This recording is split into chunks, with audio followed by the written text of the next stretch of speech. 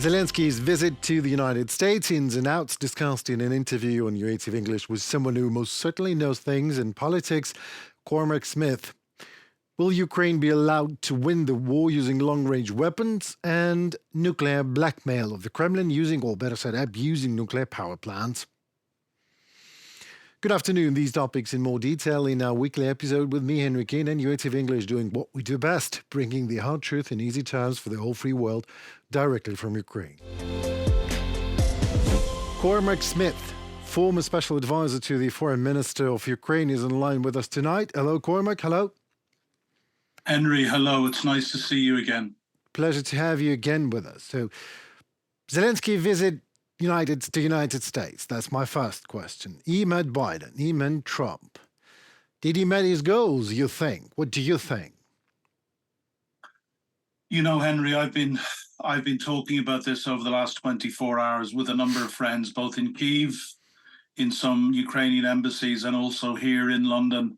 None of us can be too clear. It was, without doubt, it was a very, very difficult trip for President Zelensky to make, and one that I will just say I think he carried out with the greatest of dignity, especially what must have been a very difficult meeting with the former President Trump.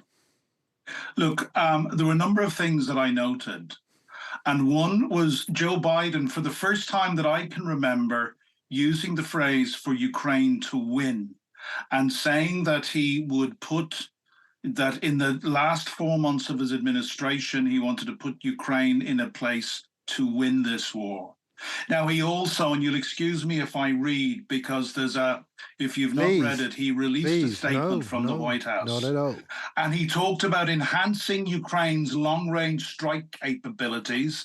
I have decided to provide Ukraine with joint standoff weapons, long-range munition.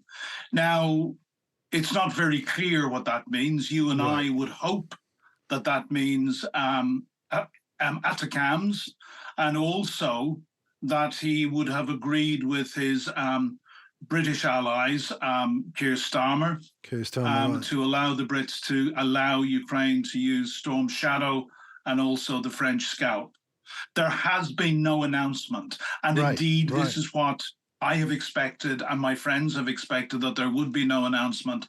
So I think what we are very much hoping for, and this is where I am at the moment, that there will have been I hope there has been quiet permission to use at least Storm Shadow and maybe Scalp, but certainly not to announce it. I have got to say, regardless of those words in President Biden's statement, I am less hopeful on the permission to use ATACMS deep inside Russia.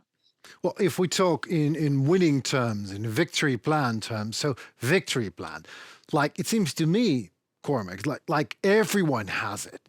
Brazil has it. China has a victory plan for Ukraine. Both Brazil and China has their joint venture of plans, whatever is the plan. So solely Ukraine has a legit right to choose what to call a victory. But can the West force Zelensky to call a victory what he considers, let's say, put it mildly, not so much a victory? Do you think? I don't think the West can force Zelensky, or more importantly, the Ukrainian people, to do anything. Right. But it's very easy for me to pontificate from my safe, comfortable home in London. Pontificate. You know, I have a huge belief in the Ukrainian people, and I have believed that the Ukrainian people, no matter what, will find a way to win. That will be, and, you know, we talk about victory. Well, there can be, I had this discussion the other day on another channel. There can be only one just victory. And let's be clear, that's back to 1991 borders.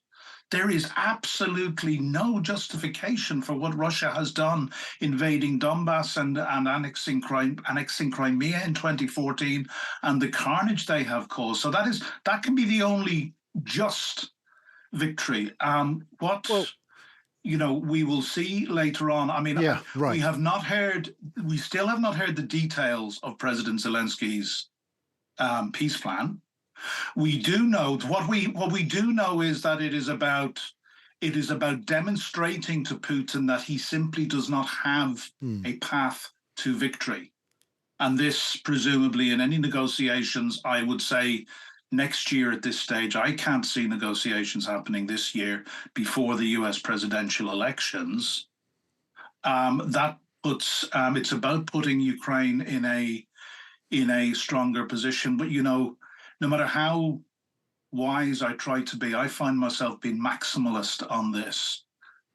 Russia has no right to hang on to 1 square centimeter of Ukrainian land, and they must be made pay some sort of reparations for the carnage and suffering Absolutely. that they have caused. Yeah, I mean, Cormac, count me in. Amen to that. Yes, of course. But the world could always find, if not just, then a justified reason to try to force Ukraine to make some concessions. Well, you take a look at the UN Security Council. I mean, these gents were looking for security while Russia was presiding over it. So, nothing is clear. None of it is clear to me. And Henry, it's sickening, isn't it? Yeah, it is. Deal in it is. Realpolitik. Absolutely. And I think, the first... Sorry, Henry. No, it is sickening. Absolutely, Yeah, I think the first big question. Well, we have had Joe Biden saying very clearly that he will do everything in his power by the end of his term to put Ukraine in a position to win. That is significant, I think, because it's the first time a major Western leader has talked about Ukraine winning and not this absolute rubbish for as long as it takes. So that I noted, and I noted it as significant. It is really unfortunate that that the American elections on the 5th of November are fast approaching. And look, I've had people telling me for a year and a half, 2 years, what Donald Trump says and what he will do in power will be very different. What Donald Trump says and what he will do in power will be exactly the same. We need to, obviously President Zelensky can't mouth anything, but we need to really hope that Donald Trump does not gain power, because it will be very, very bad news for Ukraine. I've been saying this from the very beginning of this year, and it'll also be bad news for Europe and the rest of us in the West. But take a look at him now. Take a look at... Yeah, well, I'm sorry for interrupting you. Trump is talking now, that's other Trump. Yes, we all need the war to stop. Yes, that will be more like talking on the terms that Zelensky, they were, talking at least one language, more or less. Do you believe, anyway, that Trump was forced to meet Zelensky because his ratings were down in a swinging state, whatever that means?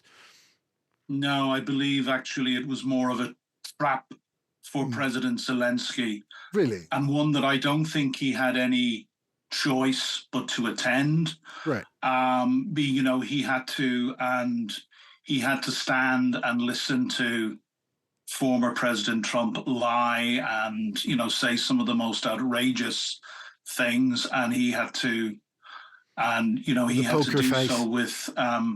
he had to do so with dignity. I think if he had refused, if he had not met with Trump or refused to meet Trump, that Trump would have sought to have turned that even more to his advantage and to motivate the pro-Kremlin, anti-Ukrainian part of the GOP, of which there is a significant number, to say, look, he won't even, I'm most likely going to be the next president of the United States, and he wouldn't even meet with me. So I don't think that President Zelensky had any choice.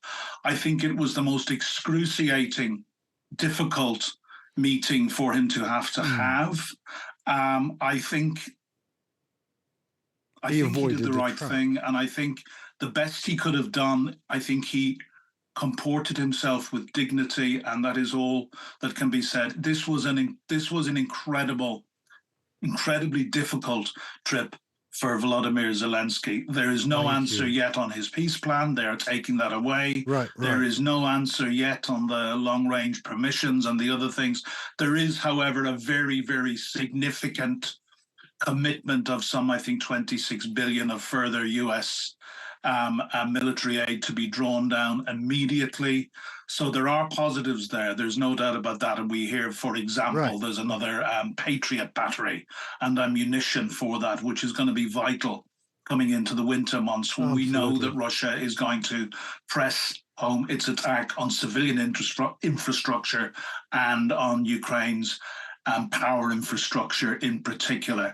So, you know, talking to my diplomatic friends, they see the positives that have come out of this. There is still talk around the peace plan, and we have not heard the word no to the long-range permissions. I've told you what I think, the best of my judgment. Right. I think that we may see silent permission given for the British Storm Shadow. I'm less confident for ATACMS. But going back to that permission, like Western weapons with no ranged restrictions lifted. Yeah, at this very moment. Whatever that means they're silent, yes, but every day costs us blood in Ukraine. So let me now make a sort of a statement, and you, Cormac, please say if you agree or not.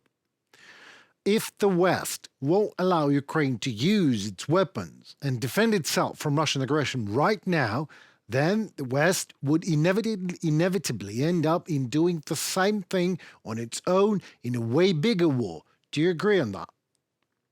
I agree, absolutely. And I think I've even said to you before, but I said on another channel earlier this week, it's very simple, 12 words.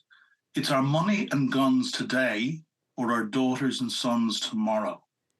And, you know, if history has thought is one thing, it's appeasement and cowardice does not work. Right. And again, we've seen the latest bluff from Putin saying that he is rewriting his nuclear doctrine, which already said if the motherland was invaded, they would use nuclear weapons. I don't believe he will resort to nuclear weapons. And a lot of people I speak to who are far more experienced than I, both ex-military men and ex-diplomats, do not believe and have never believed that he would use it. But it does seem that this puts the frighteners on a lot of Western leaders. Right. But of course, the other thing that we cannot underestimate, and I've got to say I have sympathy for the Biden administration, is they're coming up to one of the most critical and closely fought elections in US history. And this is an election which will have grave consequences, not just for the United States, I believe, but for the free world and certainly for us in Europe as well as Ukraine. And I think, you know, I can't second guess the advisors around Joe Biden, but I think they would be placing their feet very, very carefully in terms of how they think any decision or statement is going to reflect on the chances of a Democratic president winning in November. And that is something, as much as I've been frustrated with Joe Biden, and I've been hugely frustrated with Jake Sullivan, you know, that is something that I find myself having some sympathy for.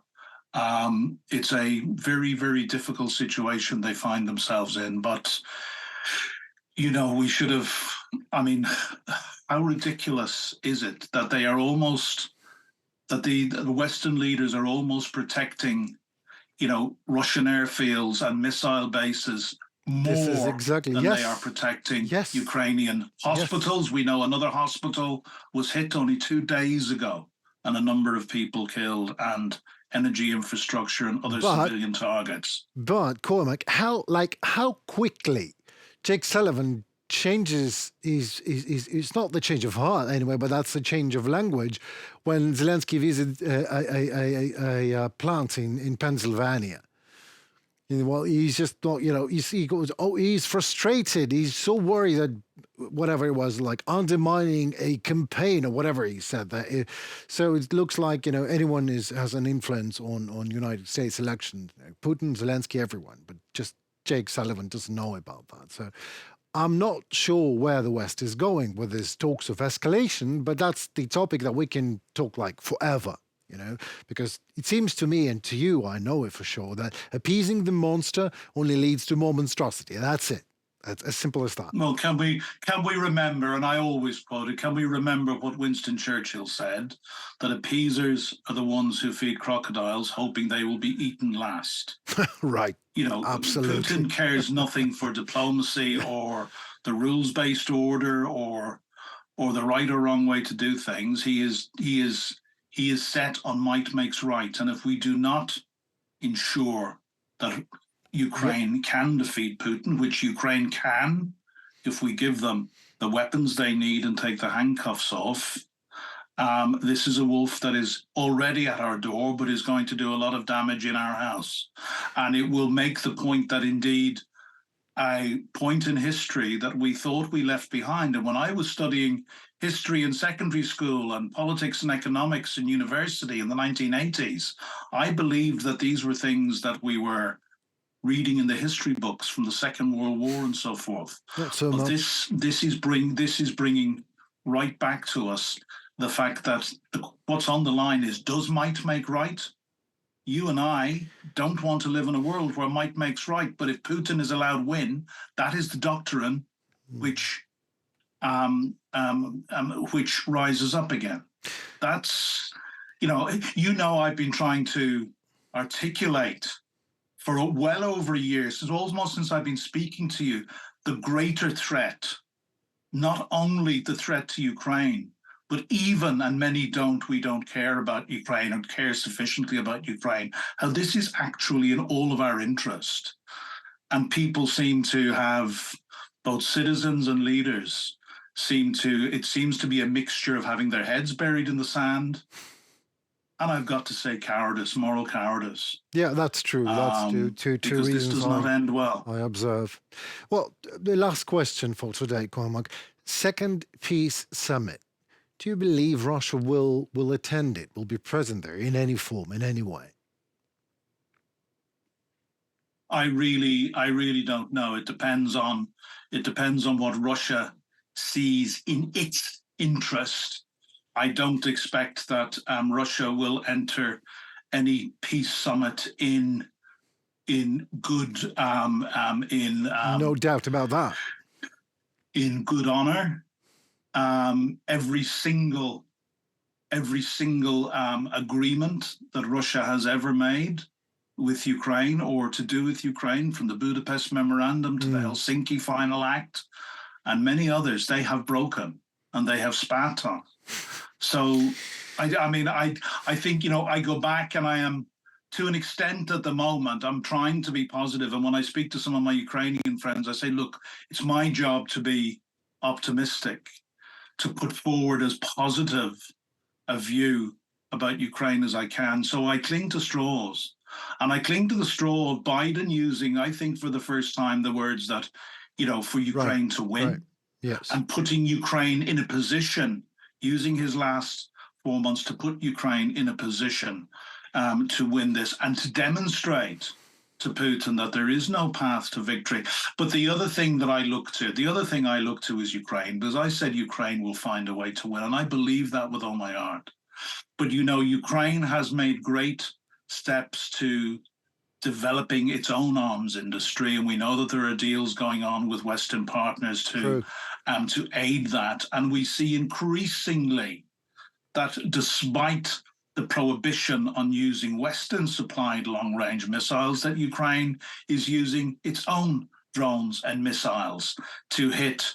Only last week, was it, or earlier on this week, we saw a munitions dump with an estimated 3 months worth of artillery shells. That was some fireworks show, wasn't it? Well, it was. So, Ukraine is having a lot of battlefield success, and Russia. And I will quote not a former colleague, but Lee Turner, who was the British ambassador to Kyiv before my boss. And I was introduced to him when I went out, and he was interviewed during the week. And Lee said, he was interviewed on British radio. And Lee said, Russia is far weaker than Putin would like us to know. My fear, they have lost, excuse me, that's my little dog. Shadow, please stop. You never normally do that. I'm Shadow, sorry. or is it his full name is Yeah, Storm Shadow? You know, we risk grabbing defeat from the jaws of victory. It is probably time to put the boot in if we have the moral courage in the West. No Ukrainian is asking for a drop of our blood.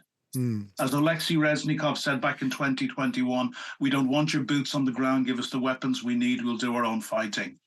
For God's sake, if we can give Ukraine the weapons she needs, I believe she'll find a way to win. I believe Ukraine will find a way to win. Excuse my maybe childish optimism.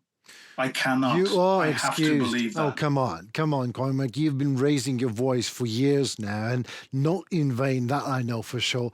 You've made 1,000 friends in Ukraine, and worldwide, you made a lot of friends for Ukraine, which we say thank you so very much, Mr. Smith, for your time again, for your expertise being with us at UATV English. Thank you so very much. Henry, thank you. It's always a great pleasure to join you. Likewise, sir. We talk soon. Goodbye. Yeah, I believe it was... Was that okay? So, yeah, it was lovely, yeah. Okay, so, right, yeah. I've got to go because I have about 15 people downstairs for an end of summer barbecue. Okay, go ahead. I've got to go. Have a nice one. Have a good one. Bye. Cheers. Would you ask the guys to send me a clip when they can, please? Sure, will do. Thanks very much, Henry. No worries. Bye, Cormac. Let us play a little game here. I will impersonate what someone said just recently, and you will try to guess who that was. Therefore, it is not a question of allowing the Ukrainian regime to strike Russia with these weapons or not allowing it. This is about making a decision on whether NATO countries are directly involved in the military conflict or not. If this decision is made, it will mean nothing less than the direct involvement of NATO countries, the United States and European countries in the war in Ukraine, said, guess who? That's right, Putin. That is right, yeah, he said it, literally. So, what was it anyway? Another red line? Really? After Ukraine has crossed all the red lines imaginable, including that of Russian border, actually, and invaded Russia back in Kursk region, and no army did that in the last 100 years, Putin now, warns NATO. So, what was the case with that permission to hit Russia with Western weapons? Here are pros and cons wrapped up for you. By giving Ukraine more weapons, we can make Putin realize he cannot get what he wants by force, and make it so costly that he will have to accept Ukraine has a sovereign democratic right to persist as a sovereign democratic nation. The paradox is that the more weapons for Ukraine we are able to deliver, the more likely it is that we can reach a peace and end to the war. This also means that Germany will not lift range restrictions. This is not compatible with my personal position. Olaf Scholz, Chancellor of Germany. Well, I wonder, would it make Scholz's position more compatible if Russian missile will hit Bundestag one day? Well, anyway, here I quote some CNN for you. This September, Zelensky is employing a strategy of more openly challenging his allies, and that, combined with Russia's open threat that any lifting of restrictions on their use would mean war with NATO, has turned the issue of firing these missiles into Russia into a political touchstone and ultimate determinant of the extent of Western support. Zelensky has refused to allow the topic to fall out of the headlines, publicly criticizing his allies' hesitation after a Russian strike on a military educational facility in Poltava killed more than 50 people earlier this month. Every day of delay is unfortunately the death of people, said Zelensky. Well, if you ask me if I believe the West will allow us in Ukraine to use these long-range weapons, no, I don't. As this version of Western political authority is way too timid and intimidated by even Putin's eyebrow going slightly up, they immediately call that an escalation threat and step back and let Putin kill another 5 or 10 Ukrainian children just to keep it on the same level of escalation, whatever that means. Well, maybe, and hopefully, I am wrong. And Ukraine will get this permission shortly. But what I know for sure is one thing. If the West will not allow Ukraine to use Western weapons against Russian aggression to defend itself right now, then the West itself will inevitably end up doing the same thing on its own in way, way larger warfare. And that, ladies and gentlemen, and all gender-fluid persons, of course, would be a real escalation. It didn't start today, you know. Russia has been trying to bully the West with nuclear weapons for ages. In 2018, Russian President Vladimir Putin attempted to muddy the waters by announcing the development of weapons not covered by the Strategic Arms Reduction Treaty, START 3, including the nuclear-powered Burevestnik long-range cruise missile and the Poseidon nuclear-capable super torpedo. Along with talk of modernizing its nuclear triad, this was all intended to underline Russia's strategic edge, impress the United States establishment, and make Washington more accommodating on other issues. Nuclear threats always were, yet since the beginning of this war, have become routine for the Kremlin. Every time Kyiv is supplied with new weapons, or is given permission to use Western arms to strike Russian territory or attacks Russia's missiles warning system, legit military targets, by the way, Moscow resorts to nuclear threats. Ignoring that Washington has placed on its support for Ukraine, the Kremlin is doing everything it can to show that it does not care about upholding arms control. Well, in regard to nuclear power plants, largest power plant in Europe, Zaporizhzhia nuclear power plant, is a great means of bullying, actually. It is openly looted and mined, and fires happen there time to time, so the worse for the world, the better for the Kremlin. As to the Kremlin, it is nothing but yet another big nuclear warhead and a chance to bully the West. And it shouldn't, but it's working. Acting as if Russia might really use a nuclear weapon. And that sends a message to Pakistan, Iran, North Korea, China, anybody else that has nuclear weapons or wants a nuclear weapon, that the United States can be so deterred, stopped from doing what we should do just because Russia threatens to use a tactical nuclear weapon. I think this is a terrible signal to send. Thank you, Mr. Hodges. It shouldn't be working in very easy terms because Russia is a terrorist state. That is why. Because Russia, which systematically violates all the norms of international humanitarian law and nuclear safety and security regulations, resorts to mass destruction, weapons, manipulative threats. That is exactly why. Because Russia is trying to present itself as a victim and accuse Ukraine of alleged provocations against nuclear safety and security. According to Ukrainian intelligence, Kremlin is preparing strikes on Ukrainian nuclear energy critical objects ahead of winter. In particular, it concerns open distribution devices at NPPs and transmission substations, critical for the safe operation of nuclear energy. Damage to those facilities creates a high risk of a nuclear incident with global consequences. Our special services have passed those data to our partners. Andriy Sybiha, Minister for Foreign Affairs of Ukraine, on social network X. And one more thing here. So before the war, Russian environmental group Eco-Defense has released a report titled, I quote, "Dreams and Reality of the Russian Nuclear Reactor Export."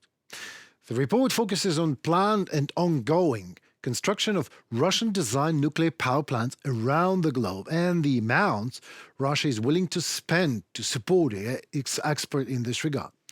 So throughout 2018, Rosatom, these guys kinda in charge of Russian version of nuclear safety, which, as we clearly see in Zaporizhzhia, a heavily mined facility is in fires from time to time. So this very Rosatom repeatedly states that it was building 36 new nuclear reactors around the globe and estimated the total value of its foreign nuclear orders at over $130 billion.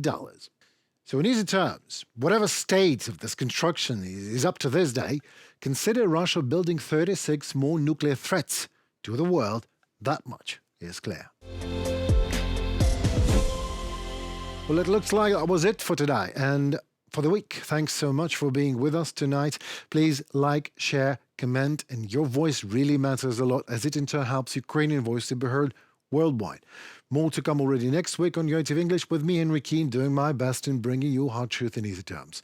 As usual, directly from Ukraine. This is why, please, stand with Ukrainian, tune for more. Goodbye.